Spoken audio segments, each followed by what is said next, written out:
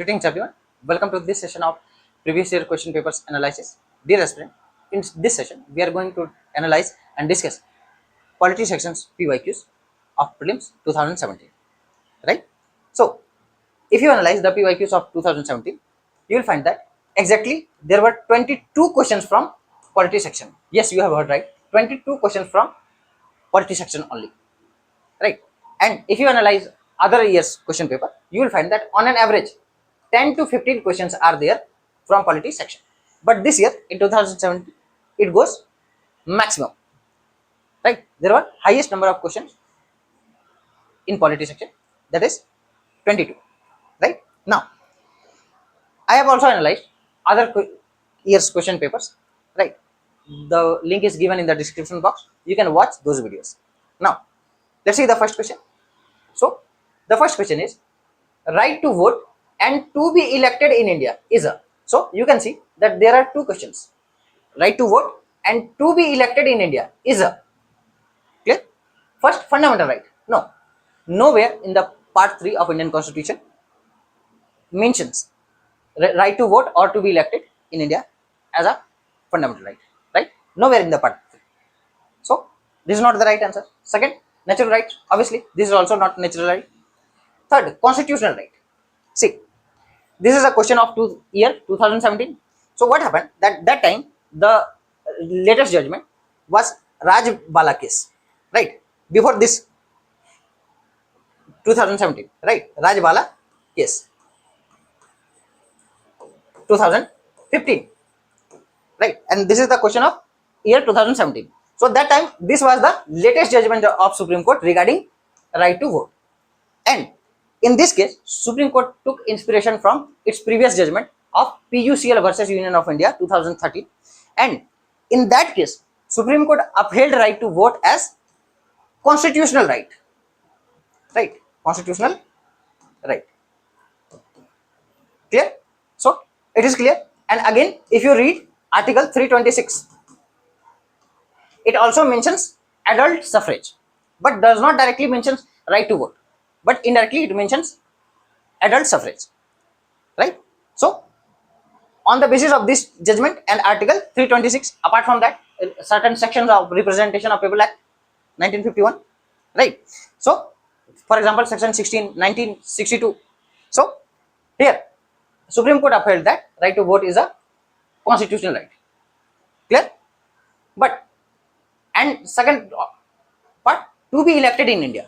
So if you read Article 84 and Article 173, right? These two articles mentions qualifications for MPs and MLAs. In that sense, it is also constitutional right. Clear? That's why even UPSC in its answer key opted for option C, constitutional right. But here, be careful. This year again, so much election related issues are in news, right? And again, there is high chance that this topic may be repeated, right? But if the question comes this year, right, your answer should be legal right. Right? I have made a separate video on right to vote, whether constitutional or statutory, right? You can watch that video, you will get full clarity. The link is given in the description box, right? So again I am repeating, if question comes, right, regarding right to vote in India, right, in prelims 2026, then your answer should be legal right. Why? Because as per the latest judgment of Anup Barnwal case 2023, Supreme Court upheld right to vote as statutory right. Clear? But that time, in year 2017, that time Raj Bala case was the latest judgment, right? And as per that case, Supreme Court upheld right to vote as constitutional right. But currently, right to vote is a statutory or legal right. As per which case? As per Anup Barnwal case 2023. Right? Now, next question. This is conceptual question, right? Concept based question. So if your concepts are clear, you can easily answer this question. So it says, out of the following statements, choose one that brings out the principle underlying the cabinet form of government. So what is the principle underlying the cabinet form of government? Clear? Now, first is an arrangement for minimizing criticism against the government whose responsibilities are complex and hard to carry out to the satisfaction of all. No, this is not the right answer.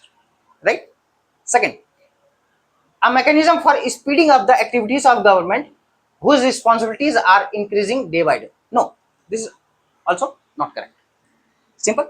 Now, third, so it asks about the cabinet form of government. What are the principles, or what is the principle underlying behind cabinet form of government? Right?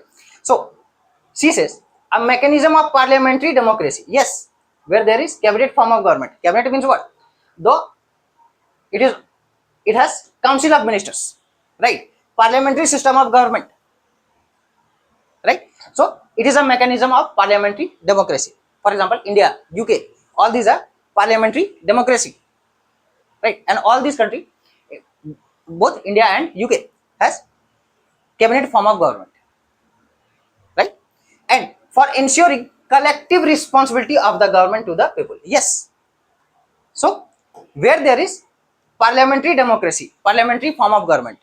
See, what is the benefit of parliamentary form of government, right? So in parliamentary form of government, executive is responsible to the legislature, right, and precisely to the lower house of the parliament. For example, as per article 75 clause 3, council of ministers shall be responsible to the lower house of the parliament, that is Lok Sabha, right? So in that sense, option C is the right answer.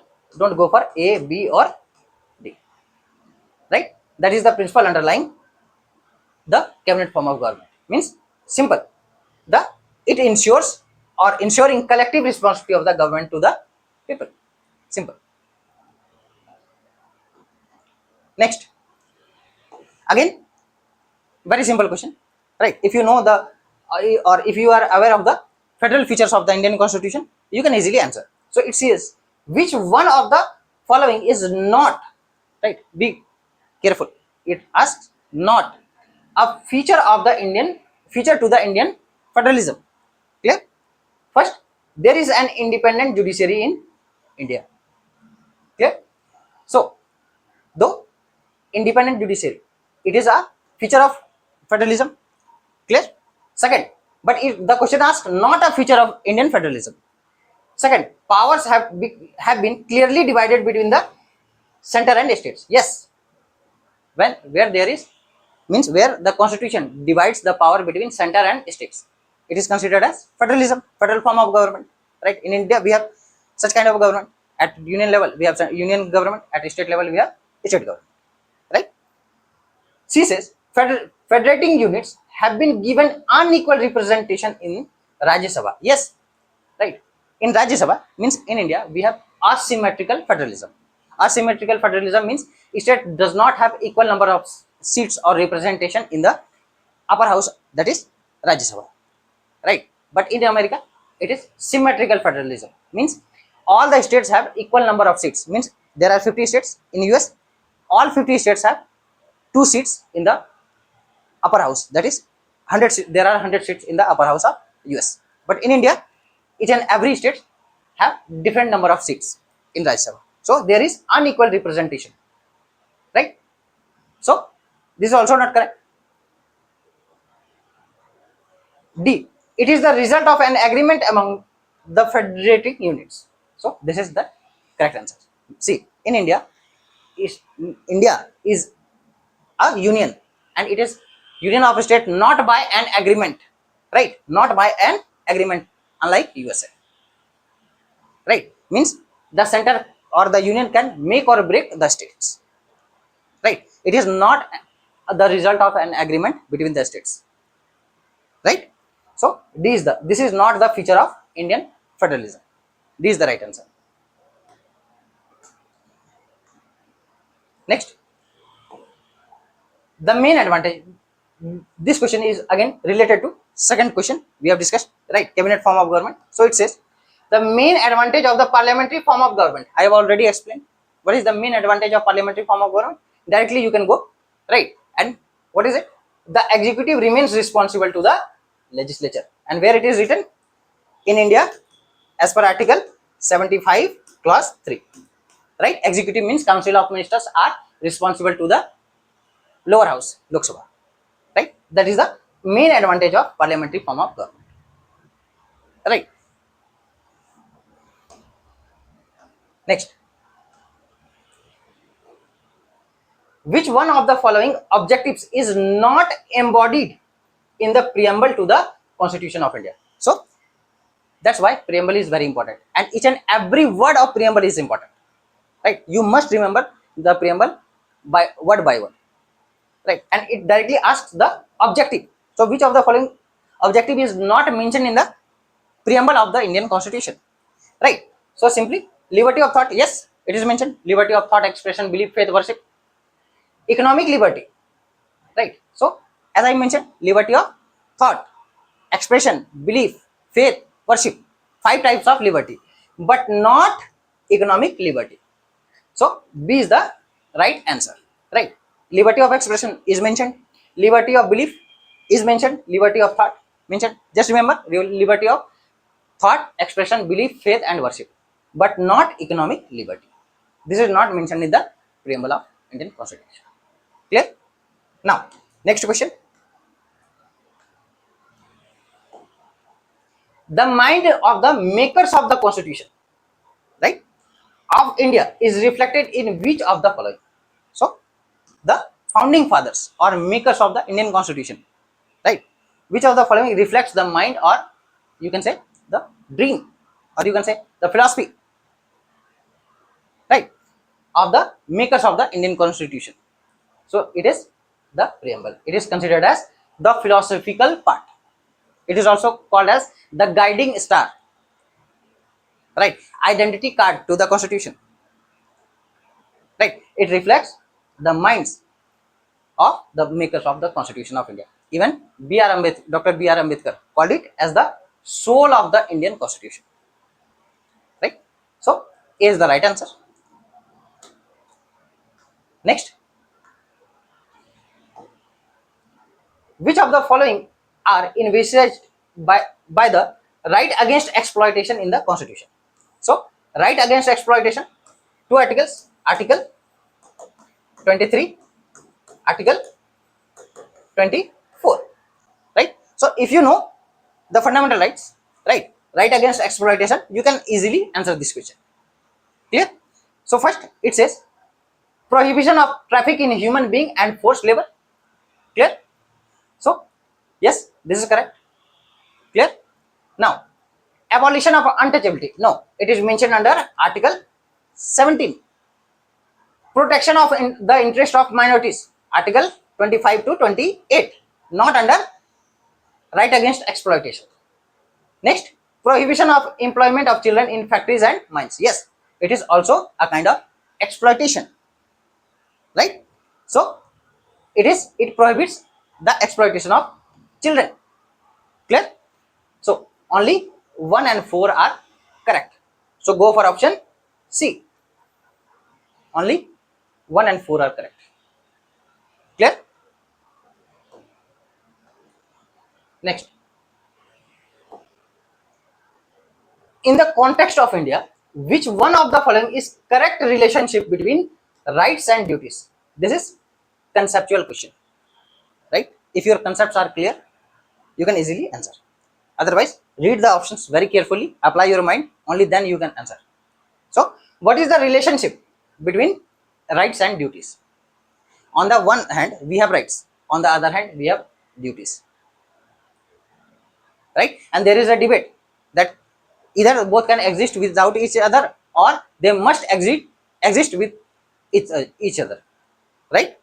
So first is rights are correlative with duties. Clear? See, as I said, without duties there cannot be rights, and without rights there cannot be duties, right? Both are complementary to each other, right? But if there is a debate, then right prevails, right? Even so many people, even infants, right? A person who is in coma, he has rights, but as rights, right, we also have duties, right? So no need to, this should be the right answer, but read other options too, and this is my personal suggestion to you. that whenever you write, even if you have found the right answer in the first option, you should read other options too, right? Option B says rights are personal, hence independent of society and duty. No, rights are not personal, right? You enjoy right to freedom, right to movement, right to equality, but you should also respect the rights of others. Clear? So rights are not personal. See, rights not duties are important for the advancement of the personality of the citizen. No, both are important. As I said, on the one hand we enjoy rights, on the other hand we should also perform or fulfill our duties. So this is also not correct. The duties not rights are important for the stability of the state. No, correct. Actually, for the stability of state, rights are more important, because rights checks the arbitrariness of state.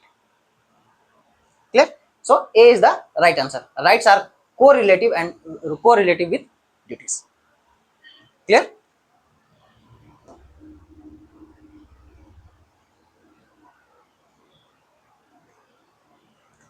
Now, ninth number question. One of the implications of equality in the society. Again, conceptual question, concept based question. So what is one of the implications of equality in the society? Is the absence of. So if you try to understand this question, it simply asks what is the implication of equality in the society, right? Is the absence of. Which kind of absence? First, privileges. Second, restraints. Third, competition. Fourth, ideology. So see, equality in the society, it leads to absence of any kind of privileges. For example, especially from article 14 to 17, right? It right, it provides any kind of or absence of any kind of privileges to anyone. For example, article 14, right? Equality before law and equal protection of law, right? 15 is there, 16 is there, 17 is there. For example, 17, right against untouchability. So mainly the main implication of equality in the society is what? Absence of privileges. It completely prohibits any kind of privileges to anyone, whether you are a king or a beggar. All are equal in the society in the eyes of law. Clear? Next, which one of the following statements is correct? Right? Rights are claims of the states against the citizen. No, actually rights are claims of the citizens, not the claims of states. This is contradictory statement. Clear? Second, rights are privileges which are incorporated in the constitution of a state. No, we have seen that actually the implication of rights, right, is the absence of privileges, not the incorporation of privileges. Clear? Again, contradictory statement. Third statement, rights are claims of the citizens against the state. Yes, as I said earlier, right, that rights protects the citizens from the arbitrary action of states. As states have authority, citizens have rights, so that state cannot act in arbitrary manner. So rights are claims of the citizens against the state. This is the right answer. Option D, rights are privileges of a few citizens against the many. No, rights are not privileges. It is actually absence of privileges. So only C option C is the right answer. Okay. Next, again this is a simple question. It says, which of the principle among the following was added to the directive principle of state policy by 42nd amendment of the constitution? Right? So four options are given. Which of the following was added by 42nd constitutional amendment act to the directive principle of state policy? Right? So if you remember and listen, from prelims perspective, all the fundamental rights, fundamental duties and DPSPs are very important, right? It should be on your fingertip, right? It will also help you in writing answers in minutes. But from prelims perspective, right, keep it on your fingertip. Fundamental rights, fundamental duties, directive principle of state policies, right? And preamble. Now, so first is equal pay for equal work for both men and women. It already existed, right? Second, participation of workers in the management of industries. Clear? So, this is the right answer. Actually, this was added by the 42nd Constitutional Amendment Act under Article 43A. Clear? So, this was added by the 42nd Constitution, means participation of workers in the management of industries was added by 42nd Constitutional Amendment Act under Article 43A. Clear? So, B is the right answer. No need to go for C or D or A. Clear? All these other means A, B and C, D exists earlier, right? Next,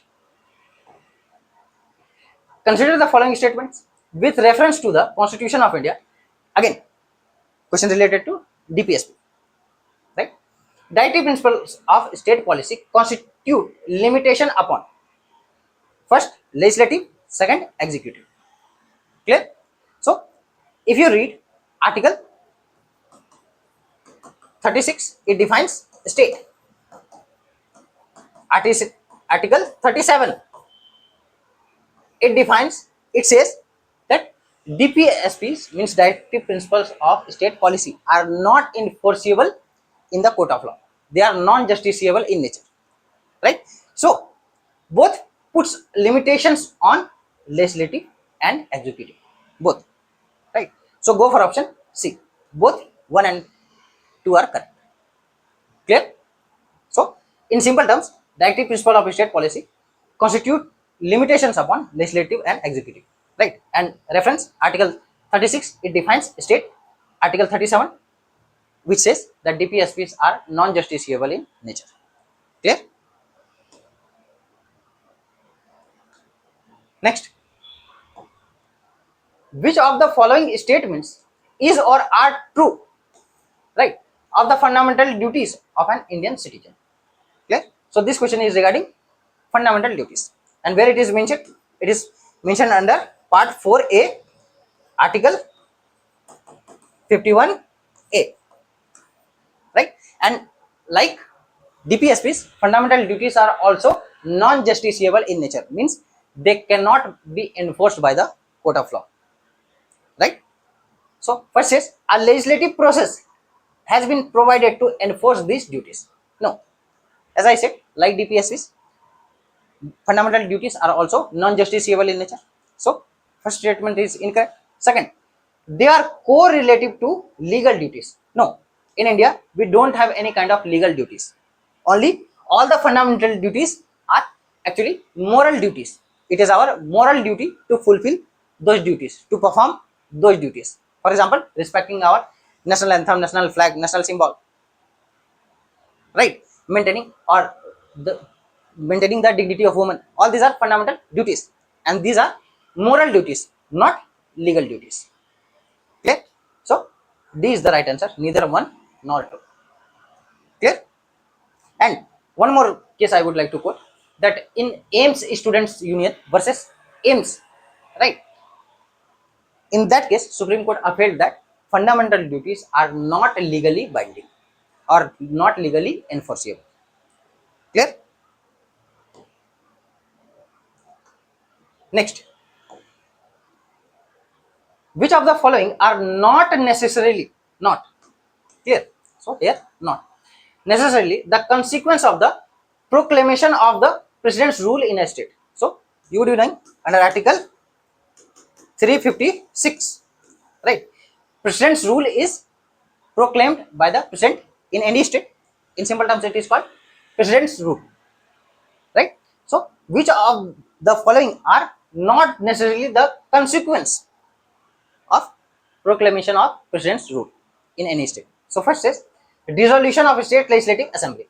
No, though president's rule is proclaimed, but it does not dissolve the legislative assembly of the state.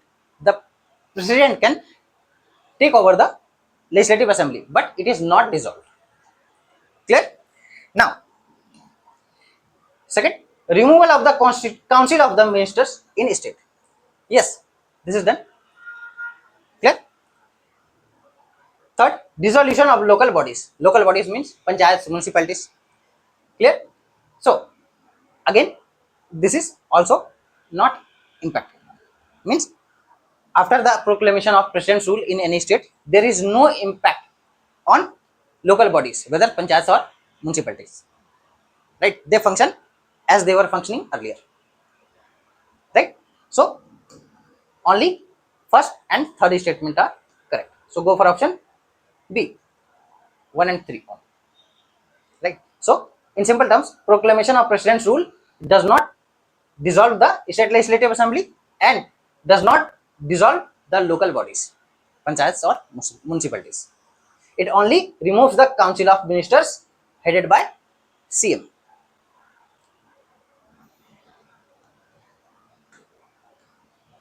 Now, again, conceptual question. It says, democracy's superior virtue lies in the fact that it calls into activity. So, what is the superior virtue of democracy? You must be knowing that in democracy, people, it is called rule of people. Right? Rule of the people, by the people, for the people. Simple, in the words of Abraham Lincoln. So, the superior virtue of democracy is that people elect their own representative. Right? So, first is the intelligence and character of ordinary men and women are checked. Clear? So, this should be the right answer. See, in any democracy, for example, when we cast our vote, right, actually our intelligence is checked, that whether we are intelligent enough to elect a good representative or not. Though there are certain factors, but our intelligence, whether man or woman, is checked in democracy. Right? So this should be the right answer. Right? And actually this is the right answer. But read other options too. B says the method of strengthening executive leadership. No. C says a superior individual with dynamism and vision. No. Right? In simple terms, in democracy, people are expected to elect their own representative, applying their own intelligence, own character. Simple. D says a band of dedicated party workers. No. So you can see that A is the right answer. The intelligence and character of ordinary man and woman. This is the superior virtue of democracy. Simple. Next. For the election to the Lok Sabha, a nomination paper can be filed by, right? This is a tricky question. So simply this question asks that who can file a nomination paper for the election in the Lok Sabha, right? So what are the qualifications? So simply, if you read Article 84, Clause B, it talks about certain qualifications, right, to be a member to the Lok Sabha. And what are the basic conditions? The first condition is one who is citizen of India. Citizen of India. And second condition, it says prescribed by the parliament. And here parliament has passed a statute, a law known as Representation of People Act 1951. So in Representation of People Act 1951, section 4, right, and under section 4 there are 3 conditions. First condition is citizen of India, right? Second condition, the person must attain 25 years or above, right? So to become a member of parliament, you must have, or you must be 25 years at least, right? There is no maximum limit, but at least the person should be 25 years old. First condition must be fulfilled, that is citizen of India, and it is mentioned in Article 84 Clause B and Section 4 of Representation of People Act 1951. Third and most important condition is registered voter. Registered voter means anyone whose name is registered in the voter list. Only that person can file nomination, right, within the territory of India from any constituency. For example, you must be knowing that so many leaders file nomination from two different constituencies to secure their seat, right? And to contest the election of Lok Sabha, you should or you can file your nomination from any constituency within the territory of India. But three conditions must be fulfilled: that you must be citizen of India, you must have attained 25 years of age, and third, you should be a registered voter. Your name must be in the electoral roll. Clear? So, option A says anyone residing in India. No, residing. Even foreigners are residing. They cannot file nomination. A resident of the constituency from which the election to be contested. No. As I said, that it can be filed by anyone, any citizen from any constituency, provided three conditions should be fulfilled: citizenship, 25 years of age, registered voter. C. Any citizen of India whose name appears in the electoral roll of a constituency. Yes. So C is the right answer. No need to go for D. It says any citizen of India. No, any citizen of India, for example, infants, right? Or anyone who is not, or even 24 years old, or even 30 years old, right? But his name is not in the electoral roll. So how could that person file nomination, contest election, right? So only means option C is the right answer. Clear? Now 17th number question. It says, consider the following statements.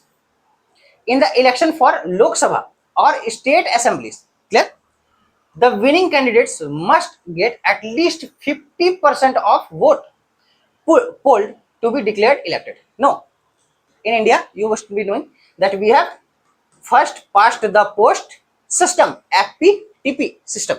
Means the winning candidate must get the majority votes. For example, there are 10 candidates or 4 candidates. Just an example: X, Y, Z, A. Clear? So one got 20%. This person X got 20%. Y got 40%. Right? Then Z got 30%. And A got only 10% votes. Right? 10% votes. So you can easily see person Y got 40% of vote. So he will be declared the winning candidate. Clear? There is no hard and fast rule to get at least 50%. Right? So this statement is incorrect. Now second statement, according to the provisions laid down in the Constitution of India, right? Provisions laid down in the Constitution of India. In Lok Sabha, the speaker's post goes to the majority party and the deputy speakers to the opposition. See, this is not written in the Constitution. It is parliamentary convention, right? That the post of speaker goes to the majority party, means any winning candidate, any winning MP, right, from Lok Sabha shall be the speaker who is from the ruling party, and mostly the deputy speaker is from the opposition party, but it is not mentioned in the Constitution. It simply it says that provision laid down in the Constitution of India, but it is not laid down in the Constitution. It is based on parliamentary convention. Clear? So this is also incorrect. This is also incorrect. Go for option D. Clear?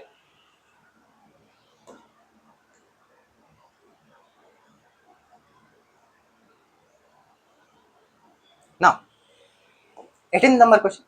The Parliament of India exercises control over the functions of the Council of Ministers through. So, how the functions of Council of Ministers are controlled? Right? So, first is adjournment motion. Obviously, this is correct. Right? In the adjournment motion, mostly matters of or urgent matters are discussed. Right? Second, question hour. Also, one of the important tool to control the exercise or functions of the Council of Ministers. This is also correct. Third, supplementary questions. Also, members means other members, especially members from non-ruling parties, right, ask supplementary question from the Council of Ministers.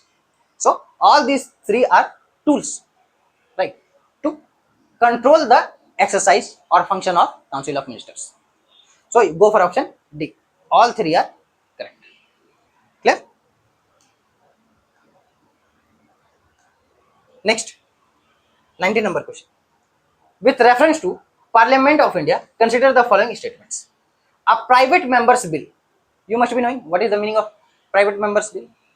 Any member who is not a minister but introduces a bill in the House of Parliament, right? That bill is known as private member's bill, right? For example, I am just an MP, right? Just an example, right? But not a minister, right? And if I introduce a bill in the House of Parliament, then such bill is considered as private member's bill. Clear? Is bill presented by a member of Parliament who is not elected but only nominated by the President of India? No, anyone, right? Whether nominated or elected, right? Who presents a bill in the House of Lok Sabha of Parliament, right? Such bill is known as private members bill. Clear? Second, recently, that time in 2017, a private members bill has been passed, right, in the Parliament of India for the first time in the history. See, mostly when a private member bill is introduced in the House, whether Lok Sabha or Rajya Sabha, right, there is very low chance of getting such bill passed, right, because there is no backing of ruling party, right, and most of the times the private member bills are defeated. Clear? So both statements are incorrect. Go for option D. Clear? Next, judicial review. In India, judicial review implies.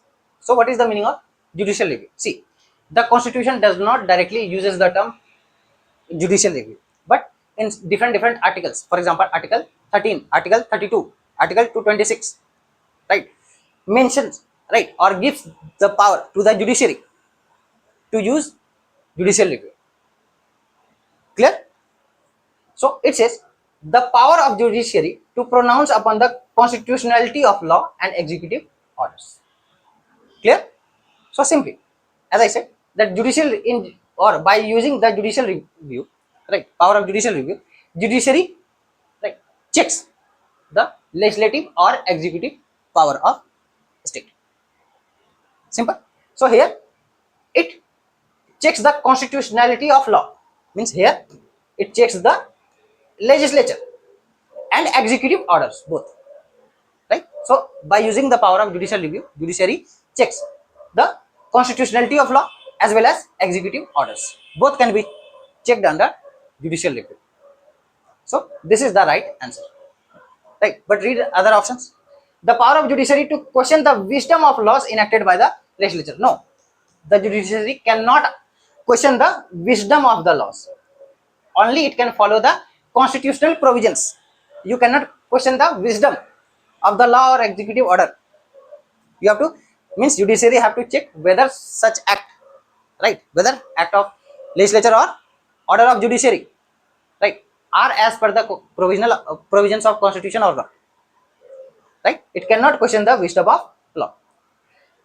Next, the power of judiciary to review all the legislative enactments before they are assented to by the president. No, the power of judicial review can be enforced only after the law is passed. Only it has get or it has, right, received the assent of the president, not in the mid of the process, right. For example, if there is a bill, it is under process, right, it is being discussed in both the houses, right, or it is pending for the assent of the president, the judiciary cannot use the power of judicial review. It can question only after the bill becomes, right. D. The power of judiciary to review its own judgment given earlier in a similar or different cases. See, though judiciary can review its order judgment in the earlier cases, right, but it is not used under judicial review, right. So A is the right answer.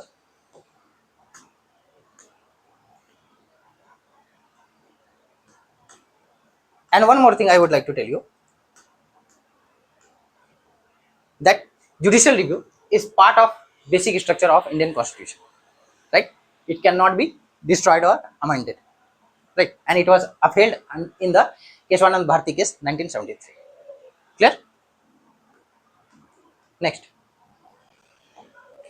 local self-government, panchayats, municipalities, can be best explained as an exercise in, right? First, federalism.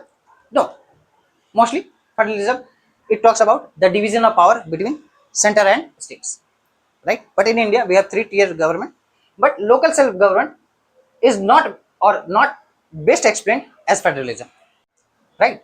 So, local self-government, in simple terms, it is expressed, or the main objective of local self-government is democratic decentralization. Clear? It is not reflected, or is not the right answer. Federalism is not the right answer. Administrative delegation, obviously not. Direct democracy, also not, right? See, in India, we don't have direct democracy, right?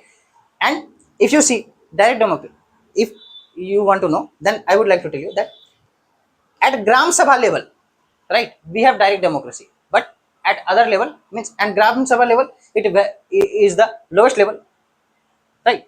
But at other level, we don't have direct democracy. We have indirect democracy, means we elect our representative and they rule on our behalf. Simple. So the main aim or objective of local self-government or is explained as democratic decentralization. So B is the right answer. Clear? And that's why you must be knowing that 73rd and 74th, right? 73rd and 74th Constitutional Amendment Act, right, were passed in 1992. Clear? Last question. It is related to Election Commission of India, right? And again, this year, the Election Commission of India is very important, right? So it says, consider the following statement. First says, the Election Commission of India is a 5-member body. No, right? It is a 3-member body, right? One chief election commissioner and 2 other election commissioners. Clear? And if you study Article 324, right, it clearly mentions about the Election Commission of India. Clear? Second statement, the Union Ministry of Home Affairs decides the election schedules for the conduct of both general elections, means Lok Sabha elections, and by elections, right? The statement is incorrect. Why? Because it is the Election Commission of India who decides the election schedules. For example, recently, right, the schedules of assembly elections in different states. For example, Bengal, Kerala, Tamil Nadu, right? Kerala has become Kerala. Tamil Nadu or Puducherry has been announced, even Assam. So it has been prepared and announced by the Election Commission of India, not Ministry of Home Affairs. Ministry of Home Affairs provides only logistic support. Logistic support means security related issues, right? But schedule is prepared by the Election Commission of India. Third statement, Election Commission resolves the dispute relating to splits or mergers of recognized political parties. Clear? So this is correct. So as per the election symbols and reservation and allotment order, right, then Election Commission recognizes or the political parties first. Second, it allots symbols to political parties. Third, it resolves disputes in case of merger or split of recognized political parties. So this is the function of Election Commission. So only third statement is correct. Go for option D. So in this video, we have discussed the Polity PYQs of Prelims 2017. Thank you.